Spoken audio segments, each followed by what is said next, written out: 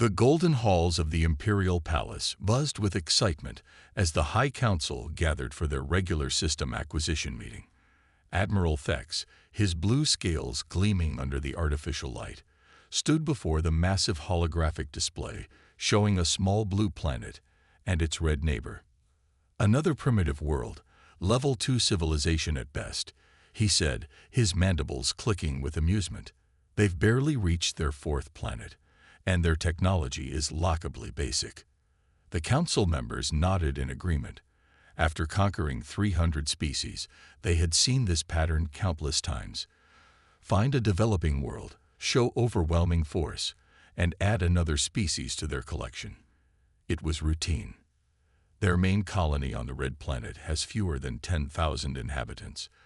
Thex continued, I recommend a standard subjugation protocol.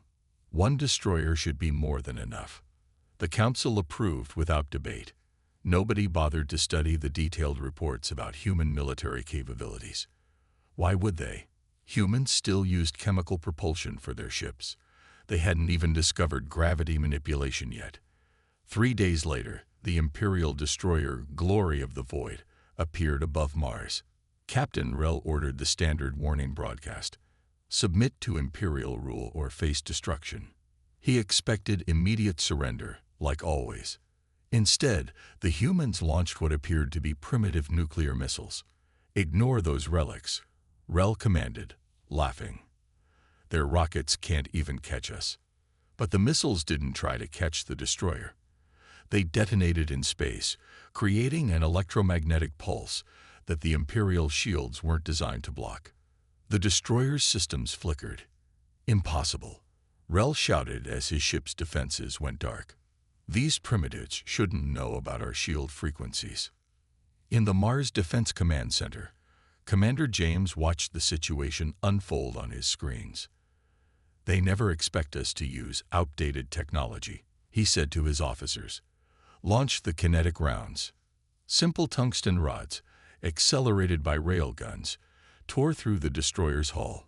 The Imperial ship, designed to defend against energy weapons, had no defense against basic physics. 20 tons of metal moving at hypersonic speeds cared nothing for their advanced technology. Multiple hull breaches. The Imperial crew panicked as warning sirens blared. They're using projectile weapons. Who still uses projectile weapons? The destroyer tried to retreat, but the humans had learned from countless war games. They had surrounded the ship with a cloud of space debris, making blind jumps to faster-than-light speed impossible. James watched as the destroyer tried to maneuver through the debris field. Now we show them why you don't attack a species that turned war into an art form, he said calmly. Launch the drones. Hundreds of small automated craft swarmed from hidden bases on Mars's moons. Each one carried a simple payload, more tungsten rods.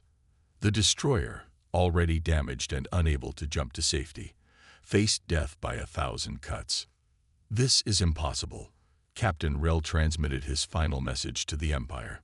They're not just fighting back. They're winning. These humans, they're not like the others. The destroyer exploded in a brilliant flash, scattering debris across Mars' orbit. In the command center, James was already preparing for what would come next.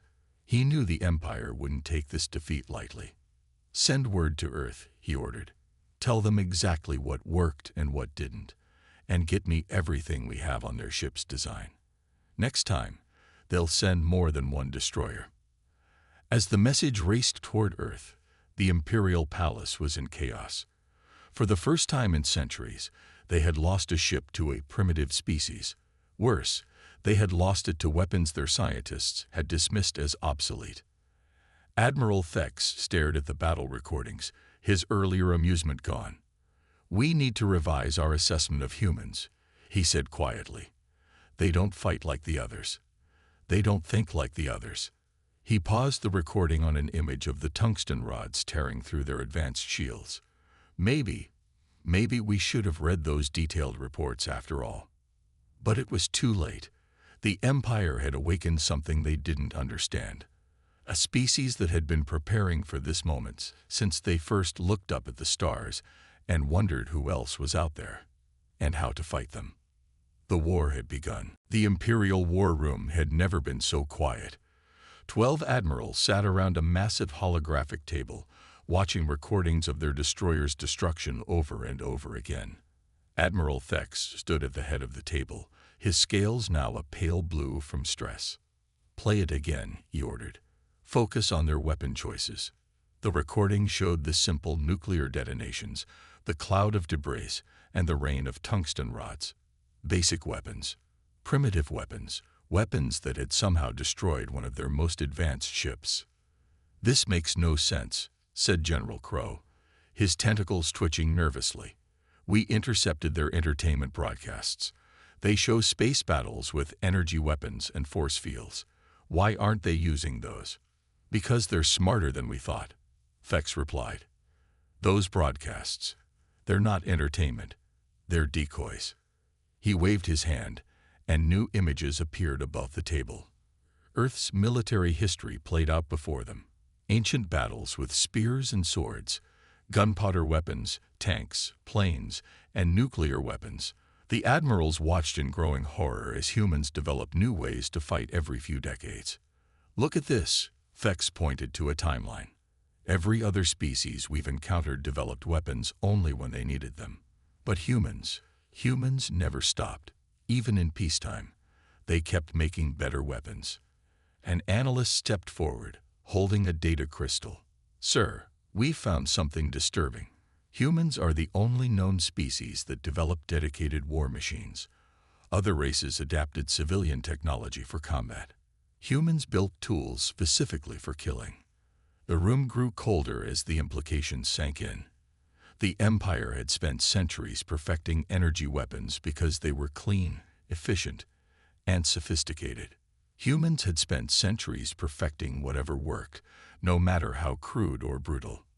"There's more," the analyst continued. "We found their training simulations. They call them video games.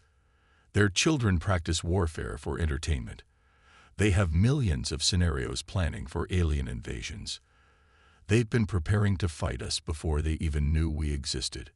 Admiral Thex pulled up images from the Mars battle. "Look at their tactics. That debris field wasn't random. They predicted exactly how our ships would try to escape. They understood our technology better than we understood theirs. But they're so primitive," General Crow protested. "They still fight with bullets and explosives." "No," Thex corrected him. "They fight with everything. Our scans show energy weapons in development, but they kept their primitive weapons too. They never abandoned a weapon that worked. They just made it better." A junior officer rushed into the room, carrying an emergency report. "Sirs, we've detected unusual activity in the human system. They're building something in orbit around their gas giant." The holographic display shifted to show human construction ships around Jupiter. They were assembling something massive, using debris from the destroyer as part of their design. "They're not just studying our technology," Thex realized with growing dread. "They're improving it, adding it to their arsenal." The admirals watched as humans combined their primitive technologies with salvaged Imperial tech. They were creating hybrid weapons that had never existed before, weapons that would be unpredictable in battle. "We have to crush them now," General Crow insisted, "before they grow stronger." But Admiral Thex wasn't so sure. He looked at the battle recordings one more time, watching those simple tungsten rods tear through their advanced shields. "We assumed they were primitive because they hadn't discovered our technology," he said quietly. "But what if they had different priorities? What if they focused on making better weapons instead of cleaner ones?" The room fell silent again as a new thought occurred to them. What if everything they knew about warfare was wrong? What if humans, in their endless drive to build better weapons, had discovered things the Empire had never even considered? "Prepare the fleet," Thex ordered finally. "But be warned, we're not fighting primitives. We're fighting the only species in the galaxy that turned war into a science, and they've been practicing for their entire history." The Empire was about to learn why humans were different, and the lesson would be taught in blood and fire. The Imperial fleet emerged from hyperspace above Europa, Jupiter's ice-covered moon. 5 destroyers, 3 carriers, and their flagship. Enough firepower to conquer most civilizations. Admiral Thex watched the human outpost through his command viewport, expecting immediate surrender. Instead, the humans sent a simple text message. "We warned you." Europa's icy surface cracked open. Hidden doors revealed missile silos that had been there for decades, waiting for this exact moment. But these weren't ordinary missiles. "Sir," an Imperial officer shouted, "those missiles, they're powered by our own engine technology." In the 3 weeks since the Mars battle, humans had not only studied the destroyed destroyer's remains, they had rebuilt and improved its technology. The missiles moved with impossible speed, combining Imperial drive systems with human warheads. "Evasive action," Thex ordered, but it was too late. The missiles didn't target the ships directly. Instead, they detonated in precise patterns, creating a web of gravitational distortions. The Imperial ships, designed to work with natural gravity, found their own artificial gravity systems turning against them. From a command bunker deep under Europa's ice, Commander James watched his plan unfold. "Begin Phase 2, he ordered. Small craft emerged from Earth's shadow. Human stealth fighters painted with light-absorbing materials, so black they looked like holes in space. They carried weapons that should have been impossible. Railguns enhanced with Imperial power systems, firing projectiles at speeds that turned simple metal slugs into physics-destroying spears. Impossible. General Crow screamed as the first destroyer split in half. "How are they hiding from our sensors?" "They're not," Thex realized. "Our sensors see them. But we designed our systems to look for energy signatures and heat. They're just dark." The human fighters demonstrated another terrible truth. They had pilots. While Imperial ships relied on automation for close combat, humans put themselves right in the middle of the battle. Their reactions were unpredictable, their moves impossible to calculate. "Sir," an officer reported, "I'm detecting thousands of small objects approaching from the asteroid belt." Thex zoomed in on the readings. Mining drones, converted to combat roles in a matter of weeks. Humans had turned their entire infrastructure into a war machine. Each drone carried a simple but deadly weapon, more of those tungsten rods. "Launch our fighters," Thex commanded. Imperial fighters streamed from the carriers, their energy weapons blazing, but they had been programmed for efficiency and logic. The human pilots fought with instinct and creativity, using maneuvers that no computer would consider because they were too risky, too illogical. "They're insane," Crow whispered as he watched human pilots dive between friendly ships, causing Imperial fighters to hit each other.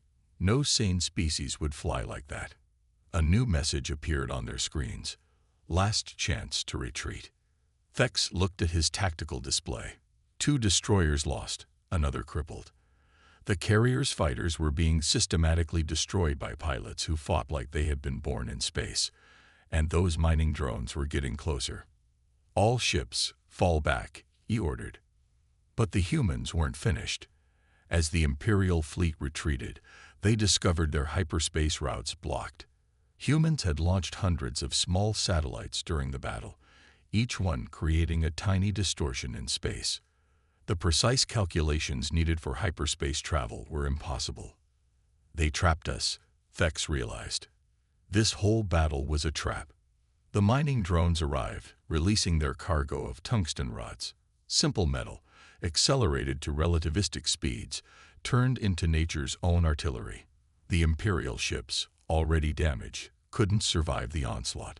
From his command post, James watched the Imperial fleet's destruction. "Send word to all colonies," he ordered. "The Empire will return with a bigger fleet. We need to be ready." Engineers were already swarming over the newly captured Imperial ships, learning their secrets, finding their weaknesses. Factories on Earth shifted to war production.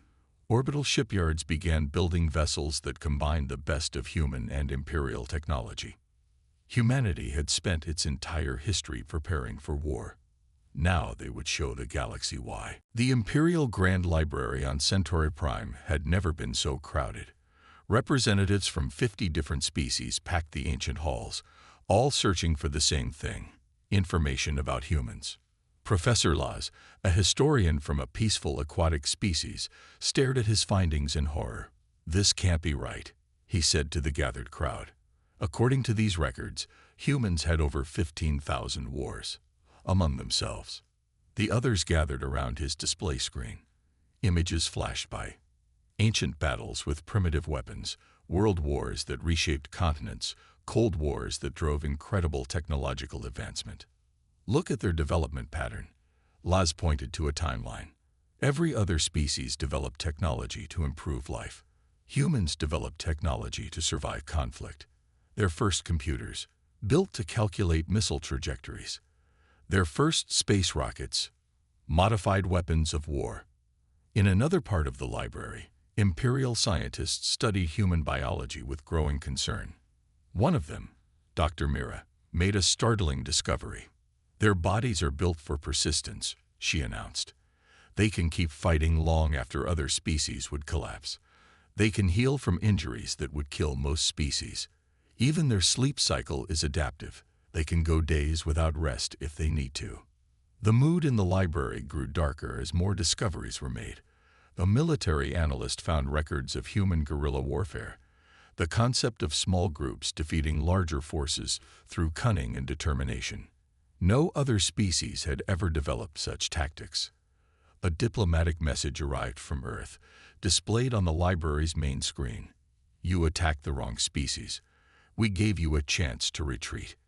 Remember that."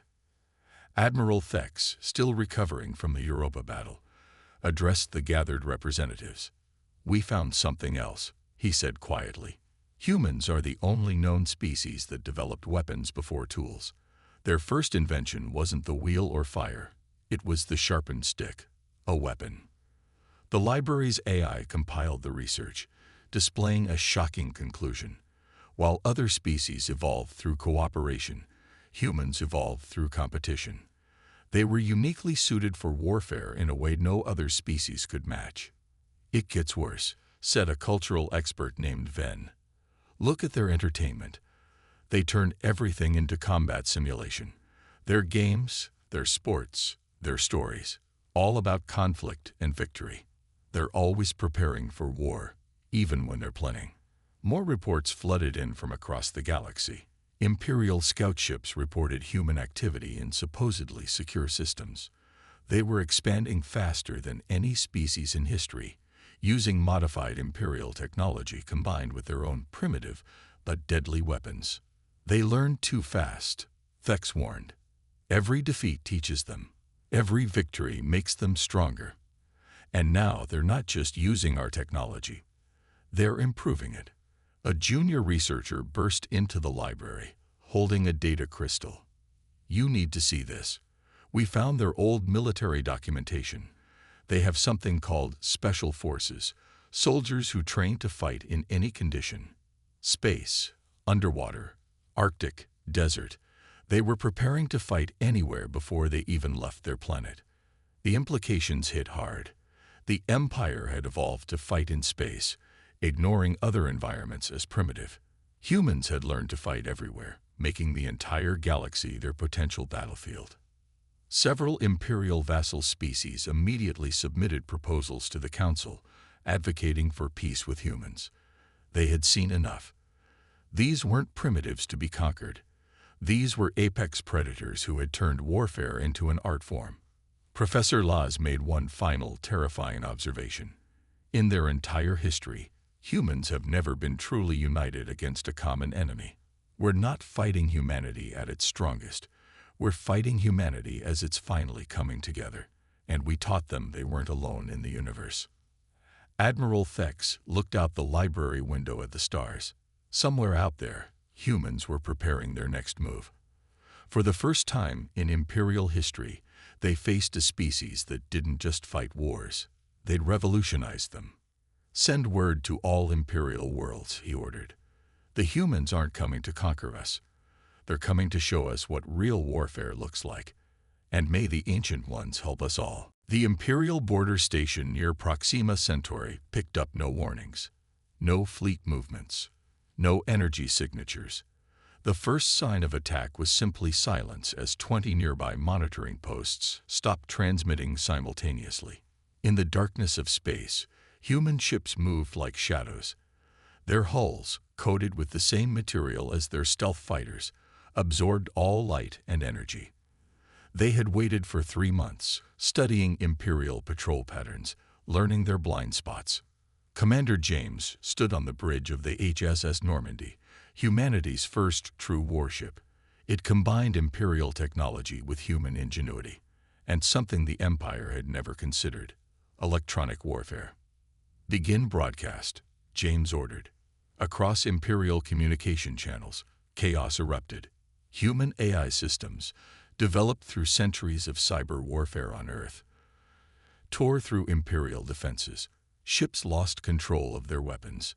Defense stations went dark. Coordinates became scrambled. "Impossible," the Imperial station commander shouted. "They're using our own communications against us." But humans hadn't just learned to hack Imperial systems.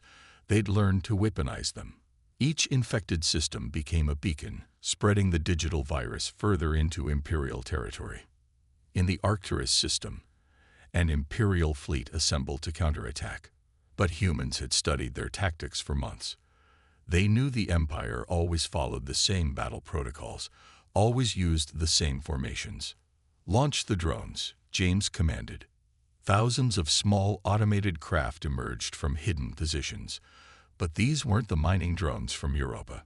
These were something new, hybrid machines that combined Imperial shields with human stealth technology. The Imperial fleet fired their energy weapons, expecting easy kills. Instead, their shots were absorbed or reflected back at them. The drones got closer and closer until— "Show them why humans think differently," James said. The drones didn't attack. Instead, they attached themselves to Imperial ships like mechanical leeches. Each drone began broadcasting conflicting gravity signals, turning the Empire's artificial gravity technology into a weapon against itself. Imperial crews watched in horror as their own ships began to tear themselves apart from gravitational stress. The few ships that escaped found their hyperspace drives compromised. The drones had infected their navigation systems. But the real shock came from the ground. On 3 Imperial core worlds, resistance movements suddenly emerged, armed with human weapons and tactics. During the months of preparation, human special forces had infiltrated these worlds, training local populations in guerrilla warfare.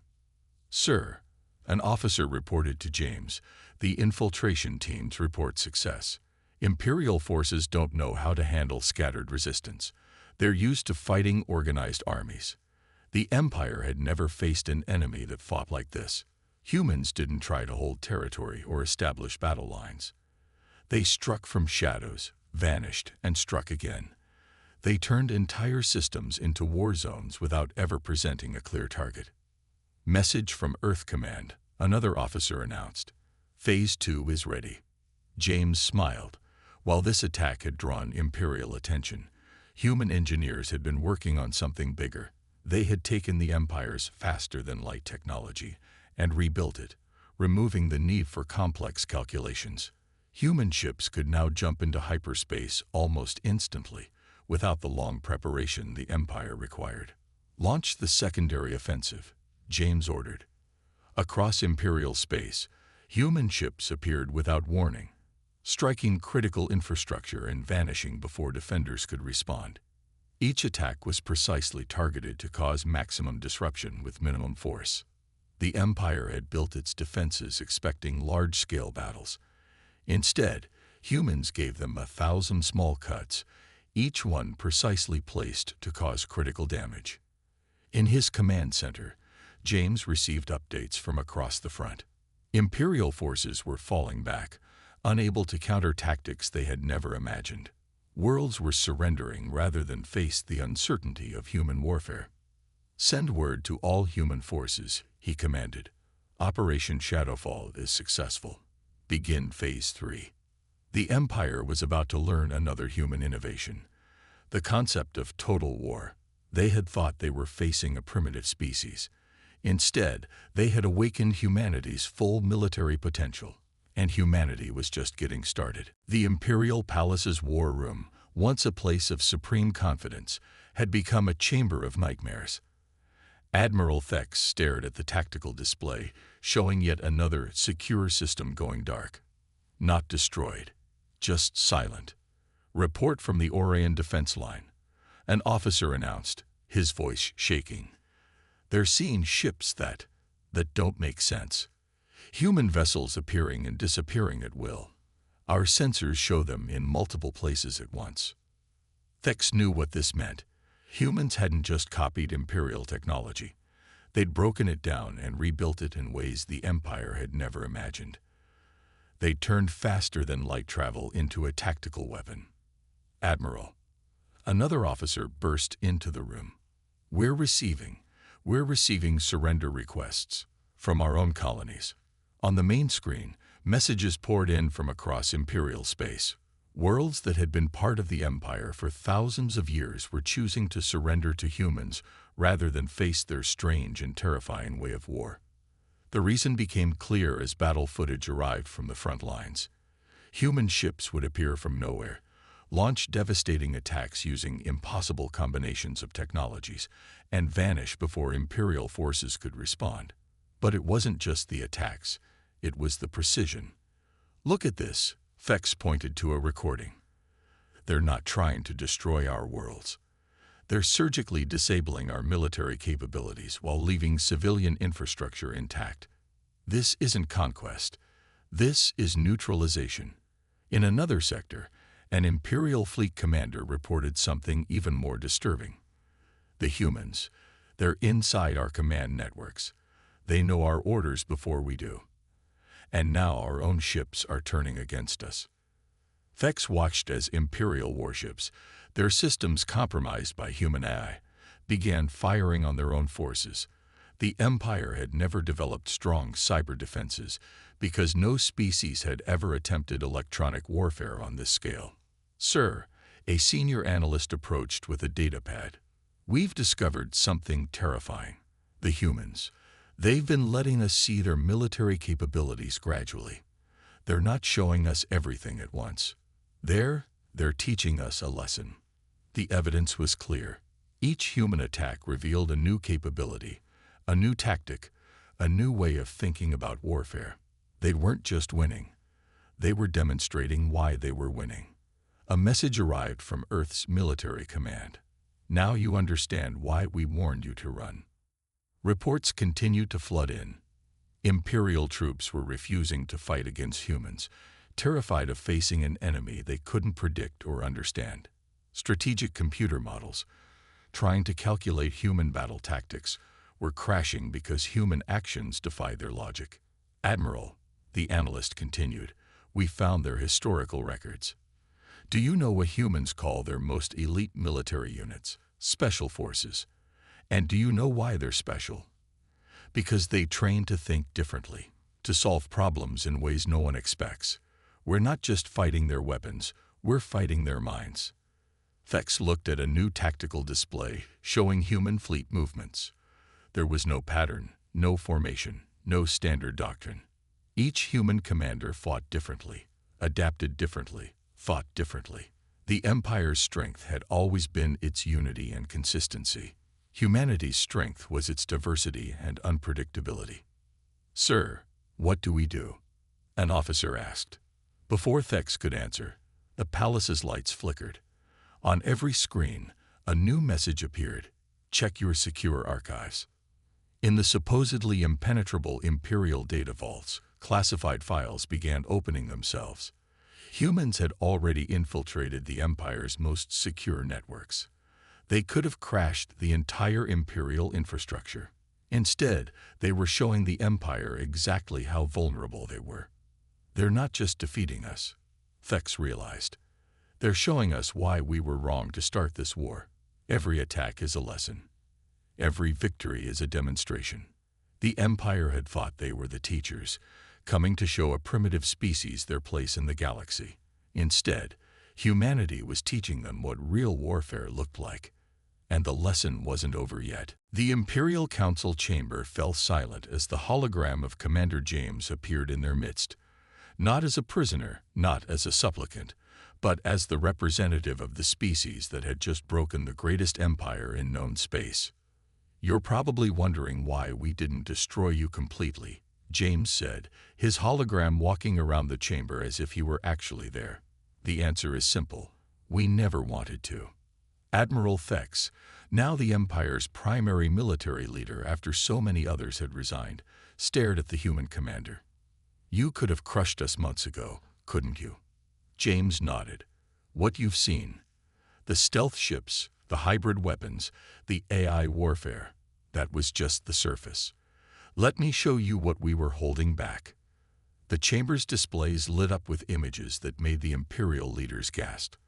Massive ships hidden in dimensional pockets, weapons that could redirect stellar energy, automated factories inside black holes, where time dilation meant they could produce years of work in minutes. "Impossible," one council member whispered. "These violate laws of physics." "No," James corrected. "They violate what you think are the laws of physics. Humans have a saying, 'The impossible just takes longer.' While you perfected your energy weapons, we were asking questions like, can we weaponize time itself?" More images appeared. Networks of quantum-entangled satellites that could transmit information instantly across the galaxy. Artificial intelligences that could predict fleet movements weeks in advance. Ships that could create temporary parallel universes as shields. "But if you had all this," Thex asked, "why show us the lesser weapons first?" James smiled. "Because this war wasn't about winning. It was about teaching. Every human weapon you saw demonstrated a principle. Never stop innovating, never assume you know everything, and never, ever underestimate an opponent." The council chamber's security systems suddenly activated, then deactivated, then cycled through random patterns. "We've been in your systems since before the first shot was fired," James explained. "We could have shut down your entire civilization. Instead, we chose to show you why that's possible." A new hologram appeared, Earth's final terms for peace. They were surprisingly simple. 1. The Empire would continue to exist, but as a cooperative alliance rather than a conquering force. 2. All species would have equal representation. 3. Technology would be shared, not hoarded. 4. And most importantly, never again would any species be dismissed as primitive simply because they developed differently. "You see," James continued, "humans didn't become strong because we loved war. We became strong because we never stopped preparing for it. Every human you've met has been trained in basic combat since childhood. We call it sports.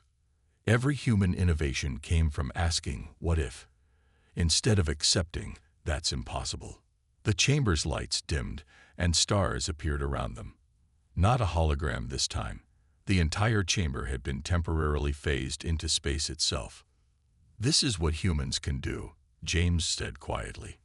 "We can bend reality, step through dimensions, and turn the impossible into the routine. And we're offering to teach you all of it." Admiral Thex stood up. "Why? Why offer to share this power with those who tried to conquer you?" "Because that's the final lesson," James replied. "The greatest human weapon isn't our technology or our tactics. It's our ability to turn enemies into allies. We fought you not to destroy you, but to show you a better way." The chamber returned to normal, and James's hologram began to fade. "The choice is yours," he said. "Join us in exploring what's really possible, or cling to your old limitations. But remember, humans are out here now, and we've only shown you a fraction of what we can do." After the hologram vanished, the Imperial Council sat in silence for a long time. Finally, Thex spoke. "Send the message. Tell Earth we accept their terms." He looked out at the stars, seeing them differently now. "And let this be recorded in all Imperial histories. The day we thought we were teaching primitives about war was the day we learned what warfare truly meant. The galaxy would never be the same. The age of the Empire was over. The age of humanity had begun.